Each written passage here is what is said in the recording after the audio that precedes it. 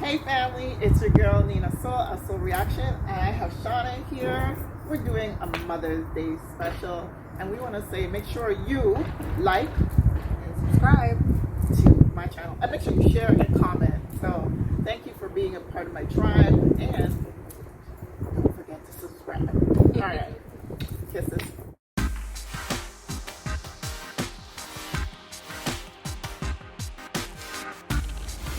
Hey everyone, it's your girl Nina Soul, and we have Shauna. otherwise Shauna Lee, Yes. my adopted daughter, my neighbor, you name it. Woman with Everything. many cats. Everything. So she's just going to be talking to us about what to expect during COVID and being pregnant and having a baby during COVID. So she's just going to highlight some tips, just tell us about what to expect during a pandemic. So Shauna, tell me, what was your greatest fear? Birthing my son alone. Okay. Yeah. Wow. And how was that experience for you? Like, what actually happened? I was allowed one support person, thankfully. So, rightfully so, it was my partner. Was there through the entire process from admitting to the hospital right up until birthing him and cutting the umbilical cord. So he was there for everything. Everything. Yep. Okay. So was he able to leave and come back? No.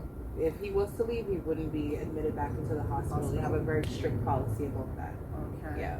Right. So I'm going to just go back and reference. I'm going to use myself as reference. So when I had my child, you were in a room by yourself. You gave birth, but afterwards we were moved into, I think it was semi-private, the semi-private room. And that's where you would stay in, and the nurse would come and check your vitals. How was that different?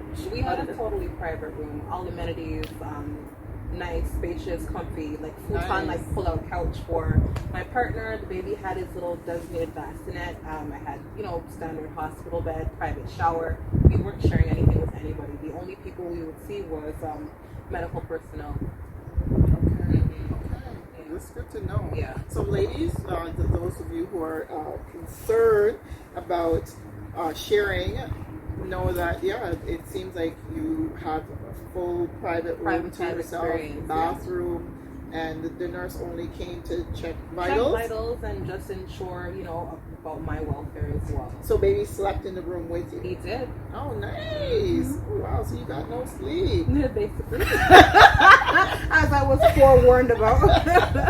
Okay. So afterwards now, you ended up staying in the hospital for longer than expected. Yes, only because my son was born with jaundice. Otherwise, I probably would have been out within the course of 1 or 2 days because I had a natural birth without complications. But they had to keep him there just to ensure his levels were safe enough and low enough for him to be discharged. Okay. And you didn't have any issues, like, with it? Were you perturbed in any way where you were anxious as a result of the COVID? Did they make you feel like, this, you have to stay over here, this person can't come near you? Were you in any way feeling any form of fear as a result of it? No. I gave it to God. I entrusted the expertise of the personnel. They all had on their protective gear, and I know that they're working from room to room, but to me, they did things as, mindfully and as safely as they could. Okay. Yeah. And what about eating? So I think you had explained to me at one point that they had provided food for both you and your partner. Well, more so me, but I mean, the portions were large enough to where you could share. Right. From what I could recall, the maternity ward had an area where you could do like a grab and go sandwich type of thing. I could page for water, things of the like. They had the food court downstairs, and my mom was gracious enough to bring food from outside to my partner for us to eat. So big up yourself, mommy. But yeah, had my Mary Browns. Okay, so you could possibly even order food and have it delivered to the hospital, and then your partner, of course, would have to go to that designated place to pick it up. Right. Okay. Sorry. So what was the other question that I had? No, it seems like you've covered quite a bit. So your duration at the hospital would have been the typical 1 day, if permitting that everything was okay. Right. You would have been discharged. Mm-hmm. Okay, that's good to know. Right. Next question. Did you have to, in any way, like, bring extra items? Did they tell you to pack extra items or things that would be out of the norm? But then again, this is your first child, so you wouldn't, yeah. I wasn't really advised anything from, the hospital or my guide per se. I just read a few things online and kind of did my own little makeshift diaper bag list and spoke to other expectant moms or new moms as to what was best. Ultimately, because of the 4-day stint, we did end up running out of diapers and formula and wipes for Kingsley, but the staff was gracious enough to replenish that.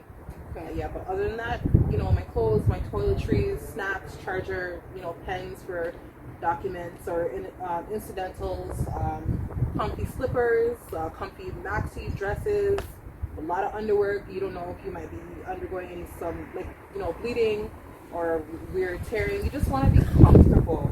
True. Long pull-up socks as well, because in some instances the room might be a little bit cold. So I had some long, comfy, woolly socks also. Oh, okay. Yeah. Interesting. Okay, so after you got discharged, is there any advice that you would give ladies, expected mothers out there? Say what not to do, what to do. Was that a tedious event as well to be? I guess the discharge does send you home and you're okay with that. Mm-hmm. Listen to your body. Don't be afraid, to ask for help or to give yourself a break. You don't have to do everything. But juggling different things at the same time, it doesn't speak to your capabilities as a mom. You want to do things, safely. You want to do things right. You want to do them happily, and that doesn't mean juggling everything simultaneously. This is not a period for you to be prideful. And that's the type of person that I am, but this has really humbled me in the sense where if I'm tired, if I need a moment to myself, if I need help with something, if I have any uncertainty, I reach out. I have a great support system. I have a lot of wonderful matriarchs who have extended themselves to me, whether it be for a listening ear or, just for tips or just to pray over me and the baby. So don't be afraid to reach out to people, because honestly, it takes a village.